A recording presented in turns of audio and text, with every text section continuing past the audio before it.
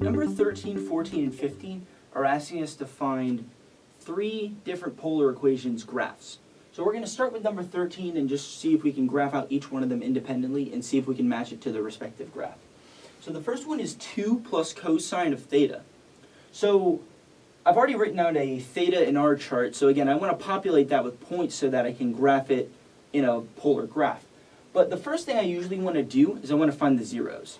So if I go ahead and plug in r equals 0, I can solve for what values of theta will give me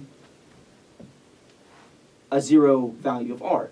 However, in this case, I end up with cosine of theta equals -2. Cosine of theta equals -2 doesn't exist on a unit circle. So cosine of theta can't be anything more than -1, or it can't be anything less than -1, it can't be anything greater than 1. So this value actually doesn't exist.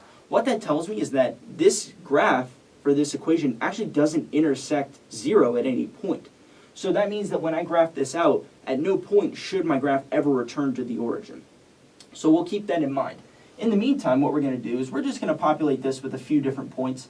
I usually like to do the axes. I feel like that usually tells you enough about the graph to figure it out. So 0, pi over 2, pi, 3 pi over 2, and 2 pi. So I have my 5 points. Let's go ahead and plug in, and let's see if we can figure out what this graph looks like. If I plug in r equals 0, 2 plus cosine of 0 is 3. Pi over 2 causes cosine to go to 0, so that becomes 2. If I plug in pi, 2 minus 1 is equal to 1. 3 pi over 2 is equal to 2.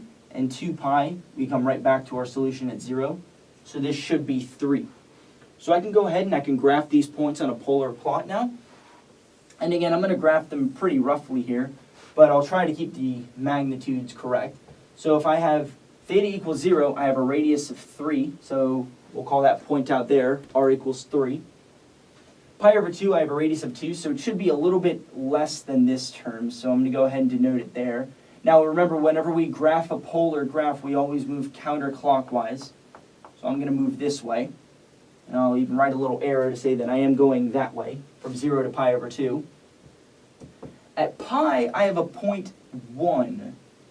So when it comes back around, again, it doesn't intersect at 0, it just kind of hits right there. 3 pi over 2, we have the same kind of point as we did up here, just mirrored. So I'm going to curve back out and end up right there. And at 2 pi, I end up right back where I started, so I end up back at a value of 3. And 2 pi lies where 0 is, so I come right back to my starting point. So this is the plot. This is a rough sketch of the plot. We moved this direction. We ended up with a plot that looks like this that doesn't intersect 0. So there are 2 graphs on your page that don't intersect 0. Its answers D and E, and D is the one that is centered along the x-axis. So the answer for this one is D.